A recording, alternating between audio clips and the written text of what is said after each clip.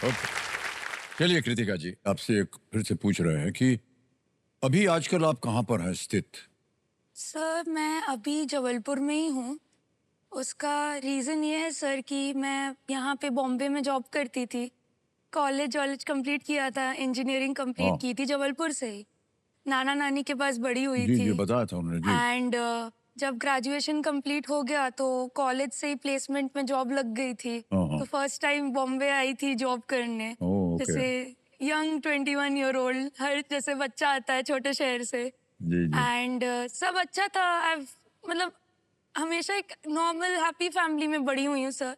भले mummy papa से थोड़ा दूर रहती थी पर कभी वो नहीं हुआ, मतलब वो दूरी नहीं हुई सर। हाँ। वो रोज मतलब हर वीकेंड वो लोग आ जाते थे, वेकेशंस पे मैं उनके पास जाती थी।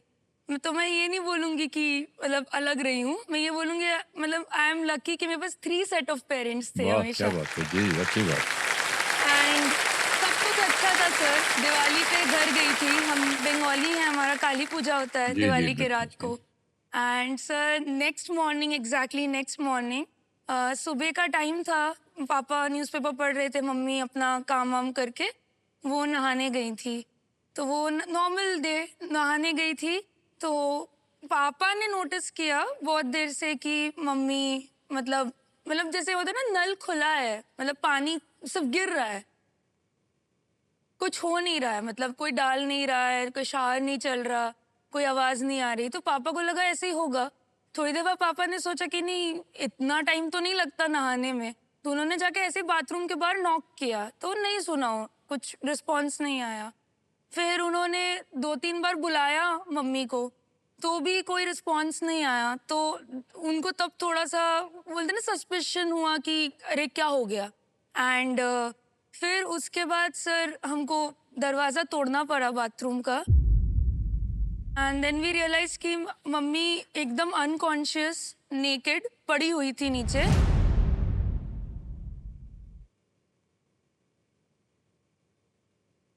एंड उनको थोड़ा वॉमिट हुआ था। एंड हम वैसे ही सबने मिलके उठा के जितनी जल्दी हो सके हॉस्पिटल लेके गए। She was alive sir, but not in a condition that we would मतलब बोल सकें कि अलाइव है।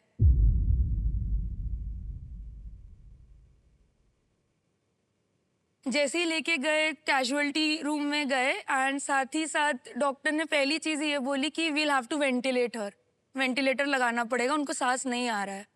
एंड जैसे ही वेंटिलेटर लगाया उसके बाद सीटी स्कैन किया तो पता चला उनको मैसिव ब्रेन हैमरेज हुआ था सर। ओहो! मतलब पूरा ब्रेन में ब्लड था। तो डॉक्टर ने बोला कि इट्स अ मैसिव हैमरेज, बहुत सिवियर है, या तो 1-2 घंटे या एक आध दिन मैक्स, कोई चांस नहीं है, कुछ नहीं होने वाला।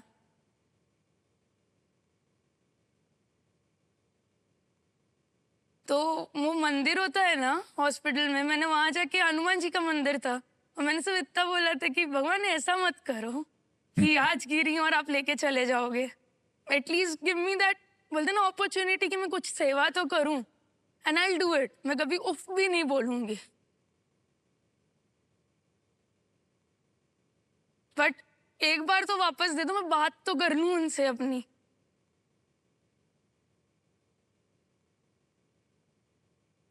एंड उन्होंने मेरी बात सुनी, मैं तो यही मानती हूँ। She came back 18 month, she was at least within us, हमारे अराउंड थी। जी, जी। किसी की आवाज नहीं पहचानती थी सर, मेरी पहचानती थी सिर्फ इतना कि मैं बस बोलती थी मम्मी, तो वो हल्का सा अपना आईब्रोज ऐसे रेस करती थी।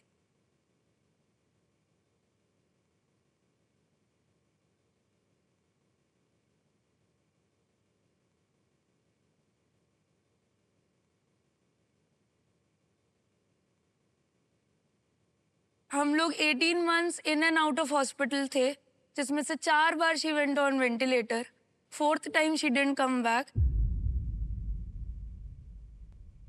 एंड एक वेजिटेटिव स्टेट में थी, जिसमें उनको फीडिंग, नाक में एक ट्यूब जी, हाँ, जाती है, जी, जी। राइल्स ट्यूब, उससे फीडिंग देती थी मैं।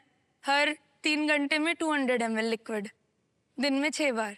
हाँ, हाँ। एंड गले में एक ट्यूब, ट्रेकोस्टोमी ट्यूब जी होती हाँ, है, ट्राई कस्टम तो जी। उससे वो सांस लेती थी सर। वो कुछ समझती नहीं थी, वो कुछ बोलती नहीं थी, she was just there, left side paralyse था with the haemorrhage.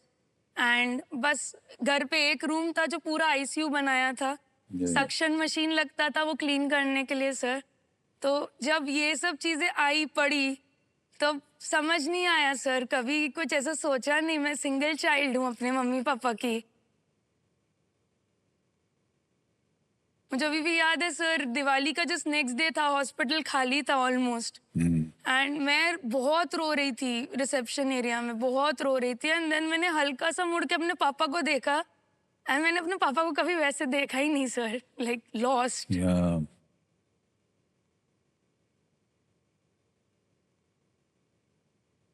He was shattered कि क्या करे, अब क्या होगा।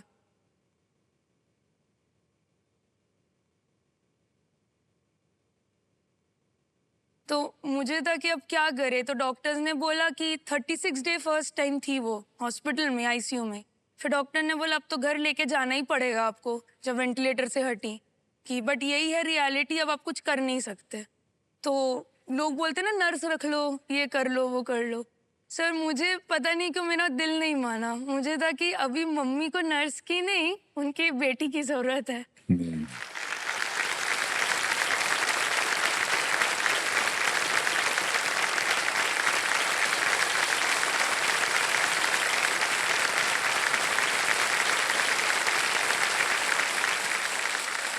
ऐसे ही मतलब कुछ लोगों को पता होगा, माइकल शूमाकर के साथ भी ऐसा ही हुआ है, बट वो ट्रॉमेटिक ब्रेन इंजरी है, ये नॉन ट्रॉमेटिक, बट वो भी वेजिटेटिव स्टेट में ही है। और तब तक से उतना मुझे पता था कि वो होता है ऐसा कुछ, ये नहीं पता था कि कैसे केयर करते हैं ऐसे पेशेंट की। Very sad.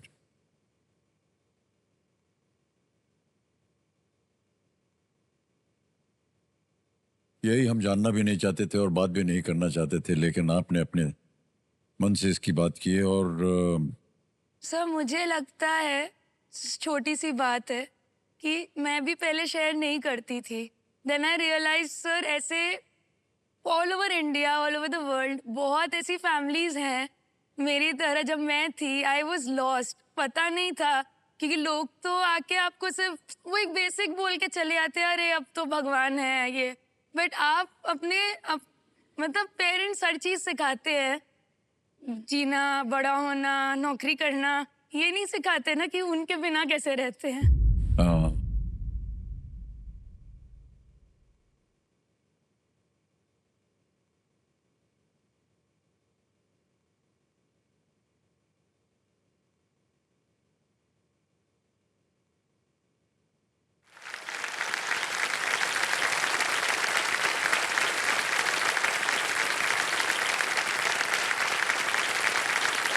हमें बहुत दुख है कृतिका जी, लेकिन हमें लगता है कि आप एक बहुत ही बहादुर लड़की हैं और इसी तरह आप अपना जीवन आगे भी व्यतीत कीजिए।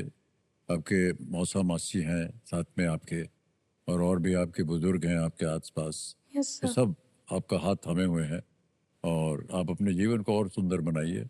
Yes sir. और मैं समझ सकता हूँ कि आपके पिताजी जो हैं वो काफ़ी इससे डिप्रेशन में होंगे और उनको उसमें से निकालना भी थोड़ा बहुत कठिन होता है, लेकिन आप उनके साथ बने रहिएगा, उनको थोड़ी सी सांत्वना देते सर रहिएगा। आपकी एक फिल्म, आपके बहुत सबको, सबके पास आपकी एक फेवरेट फिल्म होगी सर। मैंने देखी थी एक फिल्म बहुत सालों पहले, पीकू, जी। और मुझे बहुत अच्छी लगी थी, पर तब पता नहीं था सर मेरी लाइफ वही बन जाएगी। और उसमें दीपिका मैम का एक डायलॉग था सर कि उम्र के बाद पेरेंट्स जिंदा नहीं रह पाते खुद जी से, हाँ, उनको जी। जिंदा रखना पड़ता है। एंड जैसे आपका कैरेक्टर था ना भास्कर का, मेरे पापा एग्जैक्टली डिट्टो सेम है। तो I have my Bhaskar back at home.